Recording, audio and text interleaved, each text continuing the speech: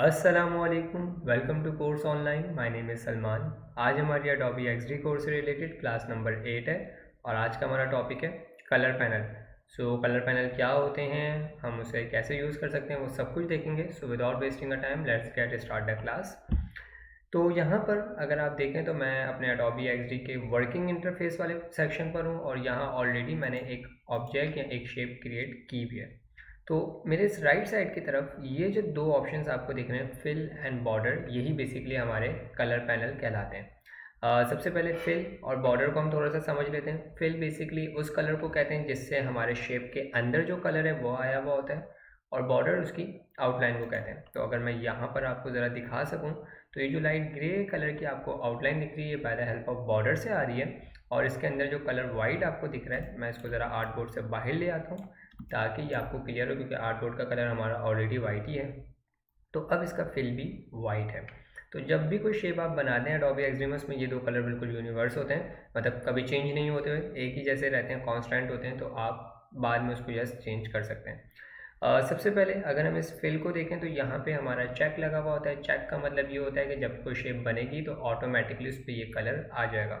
अगर आप अपनी शेप में से कलर को निकालना चाह रहे हैं, रिमूव करना चाह रहे हैं, तो वेरी इजी आप इसको अनचेक कर सकते हैं। यस, आपकी शेप यहाँ पे अवेलेबल है, बट यस उसका जो कलर है वो यहाँ से ख़त्म हो चुका है। आपको दोबारा बॉर्डर को सेलेक्ट करके चाहें तो चेक वापस ला सकते हैं। इसी तरीके से आप बॉर्डर के साथ भी कर सकते हैं। अगर आपको बॉर्डर रिमूव करना है अपने ऑब्जेक्ट से तो आप उसको अनचेक कर दीजिएगा, तो अब आपका बॉर्डर यहाँ पे नहीं रहा। ओके, और अगर आपको चाहिए तो इजी है, आप इसको अनचेक वाले को दोबारा से चेक कर लीजिएगा। तो ये चेकिंग का बेसिकली यही काम होता है कि आप टेम्परेरी तौर पे अगर अपने फिल या अपने बॉर्डर को क्लोज करना चाह रहे हैं तो आप by the help of checks कर सकते हैं। इसके बाद यहाँ पर अगर आप देखें तो ये जो छोटा सा बॉक्स आपको दिख रहा है फिल के लिए, जब मैं इस पर क्लिक करता हूँ तो मेरा एक डायलॉग बॉक्स ओपन हो जाता है। ये बेसिकली हमारा कलर पैनल होता है, मतलब वो पैनल जिसके थ्रू हम कलर एडजस्टमेंट कर सकें। यहाँ पे आपको 3 रेक्टेंगल्स और 2 स्केल्स दिख रहे होते हैं। ये हमारा कलर स्केल होता है, ये हमारा ओपेसिटी, और ये हमारा एडजस्टमेंट पोर्शन कहलाता है। सबसे पहले अगर हम देखें इस पोर्शन को, दैट इज़ कलर स्केल। तो कलर स्केल का काम क्या होता है मैं आपको बताता हूँ। मैं थोड़ा सा अपने ऑब्जेक्ट को अपने आर्ट बोर्ड के अंदर ले आता हूँ ताकि अब हम इसको ईजिली समझ सकें। कलर स्केल के थ्रू हम अपने ऑब्जेक्ट के अंदर जो भी कलर देना चाहते हैं वो दे सकते हैं। आप सिंपली यहाँ से कलर को पहले सेलेक्ट करेंगे, जो कलर आपको चाहिए। याद रखिएगा, कलर सिलेक्शन के बाद स्टिल आपको रिस्पांस नहीं मिलता, बिकॉज आपकी जो एडजस्टमेंट होती है कलर की वो बाय डिफ़ॉल्ट वाइट होती है। एडजस्टमेंट का मतलब ये होता है कि जो कलर आपने लिया उस कलर को आपने कैसे एडजस्ट करना है, उसके कितने सैचुरेटेड पोर्शन को आपने दिखाना है, कितना लाइट कलर आपको चाहिए, वो सब हम अपनी एडजस्टमेंट या ह्यू सेक्शन के थ्रू कर रहे होते हैं। तो अगर मैं यहाँ से आके इसकी एडजस्टमेंट करूँ तो यस, आपको यहाँ पे वो कलर दिख रहा होता है। एडोबी एक्सडी का ये बहुत अमेजिंग सा फीचर है कि वो रियल टाइम कलर आपका प्रीव्यू दिखा रहा होता है कि जो कलर आप यहाँ पे लेकर आ रहे हैं, जो कलर की आप एडजस्टमेंट कर रहे हैं, उसका आउटपुट आपको कैसा मिलेगा। Okay, so it's easy. आप यहाँ से कोई भी कलर सेलेक्ट करें, हर कलर से रेलिवेंट यहाँ पे उसके कुछ शेड्स या उसकी एडजस्टमेंट्स अवेलेबल हैं, जिसके थ्रू आप वो कलर को एडजस्ट कर सकते हैं, अपनी रिक्वायरमेंट के अकॉर्डिंग फिट कर सकते हैं।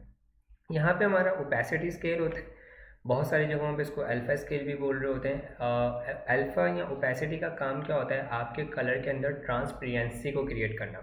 अगर अभी आप देखें तो मेरी ट्रांसपेरेंसी बिल्कुल 100% है, यानी मेरा ऑब्जेक्ट फुली ओपैक है और आपको प्रॉपरली सॉलिड कंडीशन में दिख रहा है।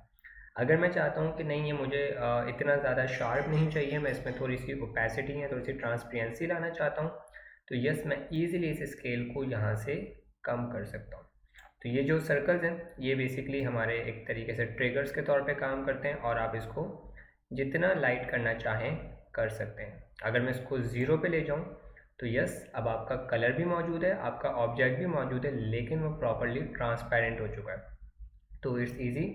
अगर आपको ट्रांसपेरेंसी की नीड हो, जो कि अक्सर हमें ज़रूरत पड़ती है, तो वहाँ पे हम इसके थ्रू ये काम कर सकते हैं। ओके, यहाँ पे अगर हम आ जाएँ तो ये हमारा बेसिकली कलर टाइप होता है कि हम किस तरह से कलर्स को यूज़ कर रहे हैं। अगर आप देखें तो यहाँ पे हेक्साडेसिमल लिखा हुआ है। हेक्स मीन्स होता है हेक्साडेसिमल कोड।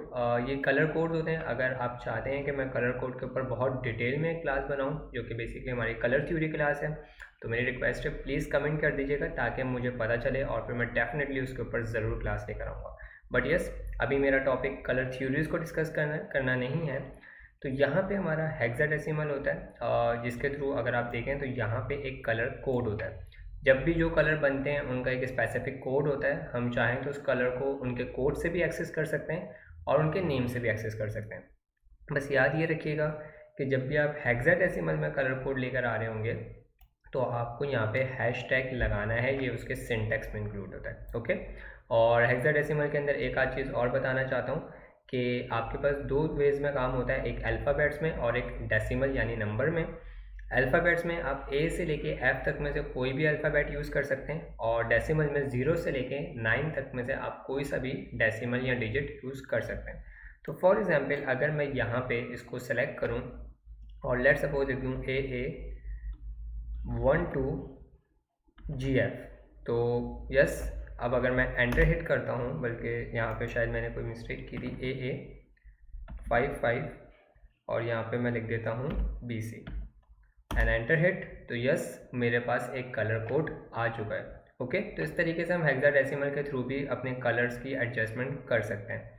अगर मैं इस ड्रॉप डाउन पे क्लिक करूं तो यहाँ पे मुझे कुछ और कलर मोड्स अवेलेबल होते हैं। हेक्साडेसिमल के अलावा आप RGB में भी कर सकते हैं, रेड, ग्रीन, ब्लू। और RGB में याद रखिएगा कि रेड, ग्रीन और ब्लू में ये जो आपको नंबर्स दिख रहे हैं ये बेसिकली उसके शेड्स होते हैं। रेड के अंदर हमारे पास 3 वैल्यूज़ होती हैं, 0 to 55। इसी तरीके से ग्रीन में 0 to 255 और ब्लू में हमारे पास 0 to 255 तक के शेड्स होते हैं, यानी कि 255 शेड्स हमारे रेड कलर में होते हैं, इसी तरीके से ग्रीन में और इसी तरीके से ब्लू में, और आप उसके कम्बिनेशन को मिलाकर कोई भी कलर बना सकते हैं। तो अभी यहाँ पर देखें, ये जो मेरा कलर बना हुआ है इसमें रेड का 170 शेड है और ग्रीन का 85 और ब्लू का 188। फॉर एग्जांपल अगर मैं इसको 52 कर दूं, इसको 10 कर दूं और इसको मैं यहाँ पे कर देता हूँ 100, तो यहाँ आप देखें तो एक और कलर हमारे पास बहुत अमेजिंग सा जनरेट होकर आ चुका है। तो इट्स टोटली योर सेल्फ कि आपको हेक्साडेसिमल कोड यूज़ करना है या आपको RGB का यूज़ करना है। उसके अलावा हमारे पास यहाँ पे HSB अवेलेबल होता है। HSB का मतलब होता है ह्यू, सैचुरेशन एंड ब्राइटनेस। ह्यू क्या होता है मैं बताता हूँ। ह्यू का मतलब होता है कलर या स्पेसिफिक टोन ऑफ कलर। किसी भी कलर की जो स्पेसिफिक टोन होती है वो उसकी ह्यू कहला रही होती है। As for means saturation, saturation का मतलब होता है इंटेंसिटी ऑफ कलर। किसी भी कलर के अंदर ब्लैकनेस की जो आप कह सकते हैं कंट्रीब्यूशन होता है वो उसकी सैचुरेशन कहलाती है, यानी कलर को कितना सैचुरेट करना है, कितना इंटेंस बनाना है वो हम इसके थ्रू करते हैं। और ब्राइटनेस का मतलब होता है लाइटनेस ऑफ कलर, कलर में लाइट देना या ब्राइटनेस देना। तो अभी अगर आप देखें तो इसकी ब्राइटनेस बहुत कम है। फॉर एग्जांपल अगर मैं इसकी ब्राइटनेस को ज़्यादा कर दूं तो अब आपको मेरा कलर बहुत ज़्यादा एक तरीके से फाइन या खिला हुआ दिख रहा है। रीज़न ये है कि उसकी ब्राइटनेस ज़्यादा हो गई है, उसमें लाइट जो है वो ज़्यादा ऐड हो गई है। तो आप यस सेम पॉइंट कि आप लोग चाहें तो ह्यू, सैचुरेशन और ब्राइटनेस से भी कलर एडजस्टमेंट कर सकते हैं। ह्यू के अंदर एक चीज़ बताना चाहता हूँ कि जब भी हम अगर HSB वाला मोड यूज़ कर रहे हैं कलर देने के लिए तो मेक श्योर रखिएगा कि ह्यू बेसिकली कलर को रिप्रेजेंट करता है और कलर हमारे पास 360 डिग्री के एंगल्स पे रखा हुआ होता है। तो ह्यू के अंदर दी जाने वाली वैल्यू एंगल्स में दी जाती है, यानी डिग्रीज में दी जाती है, और इसकी रेंज 0 to 360 होती है। तो अगर मैं यहाँ पे लेट सपोज 340 दे दूँ तो यस मुझे कलर अवेलेबल है। मैं अगर यहाँ पे 52 दे दूँ तो भी मुझे यहाँ पे कलर मिल जाएगा, बट मेक श्योर कि 360 से बियॉन्ड मत जाइएगा क्योंकि वो कलर डिग्री ही हमारी नहीं रहती। तो आप यस ह्यू का यहाँ पे यूज़ कर सकते हैं। ओके, होपफुली आपको ह्यू, सैचुरेशन, ब्राइटनेस यानी HSB, RGB और हेक्साडेसिमल ये तीनों बहुत अमेजिंगली क्लियर हो गए होंगे और इसमें इनफैक्ट कोई कन्फ्यूजन नहीं आ रहा होगा फ़िलहाल के लिए। मैं वापसी अपने हेक्साडेसिमल पर ही आ जाता हूँ। यहाँ पे अगर आप देखें तो ये हमारा अल्फ़ा यानी ये वाला स्केल, हमारा जो ओपेसिटी स्केल है वो हम यहाँ से मैथमेटिक कैलकुलेशंस के थ्रू भी एडजस्ट कर सकते हैं। फॉर एग्जांपल अगर मैं 50% ट्रांसपेरेंसी चाह रहा हूँ तो मैं यहाँ पे 50% लिख सकता हूँ। ओके, तो वो मेरे कलर पे या मेरे ऑब्जेक्ट के ऊपर इम्प्लीमेंट हो जाएगा। अभी मैं इसको फ़िलहाल 100 ही रहने देता हूँ। इसके बाद अगर हम यहाँ पर देखें तो ये आपको एक प्लस साइन दिख रहा होता है। इसका बेसिकली मतलब ये होता है कि save your colour swatch. Colour swatch means अगर मैं कोई कलर बनाता हूँ और वो मुझे कलर बाद में यूज़ करना है किसी और जगह पे, तो यस मैं उस कलर को यहाँ पे सेव कर सकता हूँ। उसका बेनिफिट ये होगा कि मुझे बार बार उस कलर को बनाने की नीड नहीं है, वो मेरे पास अवेलेबल होगा। जैसे कि ये मेरा जो एक ऑब्जेक्ट है जिसके ऊपर अभी एक कलर आया हुआ है, मैं इसको यहाँ पर आके ऐड कर देता हूँ। सीधे जैसे ही मैं इस प्लस पे क्लिक करूँगा वो कलर यहाँ पर स्वॉच ऐड हो जाएगा। बस याद ये बात रखिएगा कि आपका जो ऑब्जेक्ट है वो प्लीज़ सेलेक्ट होना चाहिए, तो ही ये वर्क करेगा। अब फॉर एग्जांपल अगर मैं यहाँ पे एक और ऑब्जेक्ट बनाता हूँ और इस ऑब्जेक्ट के अंदर मैं सेम यही वाला कलर देना चाह रहा हूँ, तो मैं यहाँ अपने फिल पे क्लिक करके स्वॉच लाइब्रेरी में आऊँगा और वो कलर इसके ऊपर इम्प्लीमेंट कर दूँगा। तो इट्स रियली इजी कि आपको बार बार कलर बनाने की कोई नीड नहीं है। ओके, बाय द वे ये काम हम यहाँ कलर पिकर से भी कर सकते हैं, वो मैं अभी आपको बताता हूँ। अगर ऊपर हम देखें तो यहाँ पे हमारे पास कलर टाइप होती है जिसमें लिखा हुआ है सॉलिड कलर। दूसरा होते हैं ग्रेडियंट्स। तो ग्रेडियंट्स वाली क्लास यस नेक्स्ट है, आज हम नहीं देखेंगे, तो अभी हम इसको सॉलिड कलर तक में ही रहने देंगे। तो ये आई बिलीव आपको इतना ये जो पोर्शन या जो डायलॉग बॉक्स है ये अच्छे से क्लियर हो गया होगा और इसमें एटलीस्ट कोई कन्फ्यूजन आपको नहीं आ रही होगी। यहाँ पे लास्ट में हमारे पास आता है कलर पिकर। कलर पिकर का बेसिकली काम क्या होता है, अगर आप कोई इमेज लेकर आते हैं इंटरनेट से या ऑलरेडी आपने कोई कलर बनाया हुआ है और वो कलर आप अपने ऑब्जेक्ट पे लेकर आना चाह रहे हैं, तो आप कलर पिकर के थ्रू उस कलर को पिक कर लेंगे और जो ऑब्जेक्ट आपका सिलेक्टेड होगा उसके ऊपर वो पिक किया हुआ कलर इम्प्लीमेंट हो जाएगा। इसके एग्जाम्पल के लिए मैंने यहाँ पे एक ऑलरेडी शेप बना के उस पर एक कलर दिया हुआ था और मैं चाहता हूँ कि मेरा ये वाला कलर जो कि सर्कल पे इम्प्लीमेंट है वो इस ऑब्जेक्ट पर आ जाए। तो मैं सिंपली क्या करूँगा, अपने इस ऑब्जेक्ट को सिलेक्ट करूँगा क्योंकि मैं इसके ऊपर कलर लाना चाह रहा हूँ और यहाँ से कलर पिकर पे क्लिक करूँगा। लेकिन जैसे ही मैं कलर पिकर पे क्लिक करता हूँ मेरे पास एक रेडार सा आ जाता है जो अब कलर को पिक करेगा और इस ऑब्जेक्ट पर आने के बाद मैं सिंपली कर दूँगा क्लिक।